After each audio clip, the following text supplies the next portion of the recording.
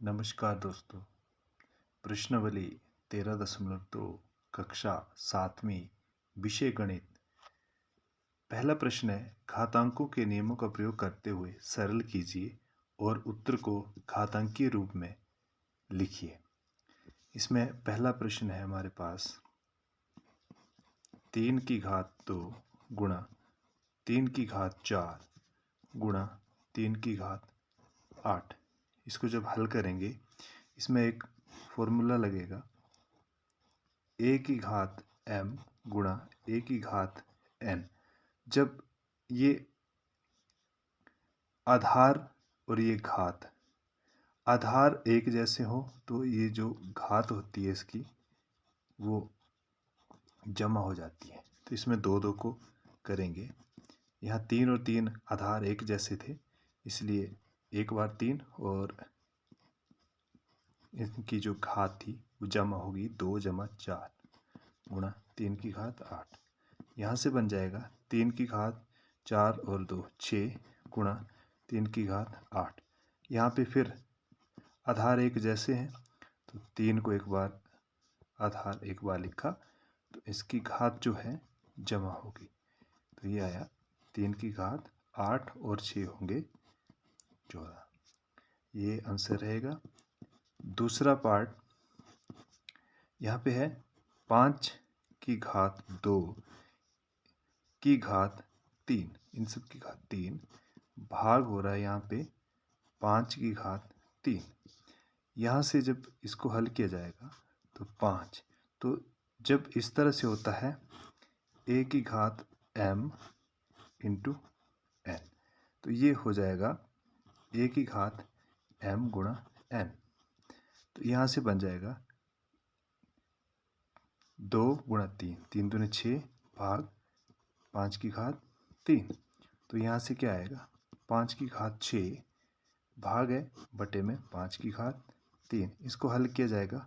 5 की घात 6 का मतलब है 5 को 6 बार गुणा किया जाएगा। 1 2 3 4 5 और 6 और बटे के नीचे 5 की घात 3 3 बार गुणा किया जाएगा। तो यहाँ कटेगा 5 एकम 5 5 एकम, ये 5 एकम 5 5 एकम, ये 3 बार कट गया। हमारे पास क्या बचा यहाँ पे 5 गुणा 5 गुणा 5। अब इसका जो आंसर है ये हमने घातांकीय रूप में लिखना है। तो यहाँ पे आएगा 5 की घात 1 2 3। इसी के साथ इसका तीसरे पार्ट में करेंगे हम 8 की घात t भाग 8 की घात 2। यहाँ से आएगा 8 की घात t भाग बटे में चला जाएगा 8 की घात 2। यहाँ से 8 की घात t ये बटे के नीचे है 8 की घात 2। जब इसको बटे के ऊपर लाया जाएगा तो ये घात 2 जमा की थी, अब घात 2 माइनस की हो जाएगी। यहाँ पे यही फॉर्मूला लगेगा। आधार एक जैसा है तो इनकी घात जो है वो क्या हो जाती है जमा हो जाएगी -2। तो ये बन जाएगा 8 की घात t प्लस माइनस -2। ये इसका आंसर रहेगा। इसी के साथ प्रश्न 2 सरल करके घातांकीय रूप में व्यक्त कीजिए। जिसमें पहला प्रश्न है 2 की घात 3 3 की घात 4 गुणा 4, ये गुणा में है और बटे के नीचे 3 गुणा 32 है। इसको जब हल करेंगे 2 की घात 3 का मतलब है 2 गुणा 2 गुणा 2, 2 को 3 बार गुणा। 3 की घात 4 का मतलब है 3 गुणा 3 गुणा 3 गुणा 3, 3 4 बार गुणा होगा और 4 एक बार। यहाँ से 3 गुणा 32, इसको काटेंगे 3 एकम 3 3 एकम 3 4 एकम 4 8 चौके 32। अब यहाँ से 8 आया 4 दूने 8, 2 एकम 2, 2 दूने 4, 2 एकम 2, 2 एकम 2, 2 एकम। यहाँ से काट के हमारे पास ये सारा कट गया, तो यहाँ बचा 1 1 1, यहाँ आया 3 गुणा 3 गुणा 3, और ये सारा कट गया, बटे के नीचे भी कट गया, तो हमारे पास आंसर में रहेगा 3 की घात 3।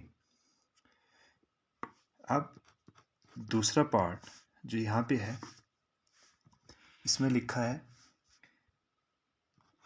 ब्रैकेट में, बड़ी ब्रैकेट छोटी ब्रैकेट में 5 की घात 2 की घात 3 गुणा 5 की घात 4 भाग हो रहा है 5 की घात 7।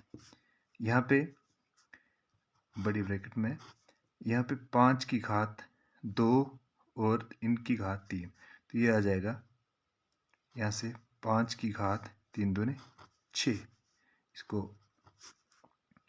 गुणा 5 की घात 4 और भाग 5 की घात 7। यहाँ पे फॉर्मूला a की घात m इंटू a की घात n, और ये बन जाएगा a की घात m प्लस n, जो इसमें लगेगा क्योंकि यहाँ पे आधार एक जैसे हैं।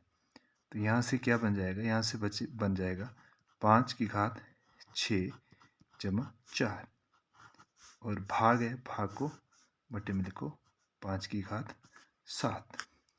यहाँ से ये बन जाएगा 5 की घात 6 और 4 10 बटे में 5 की घात 7।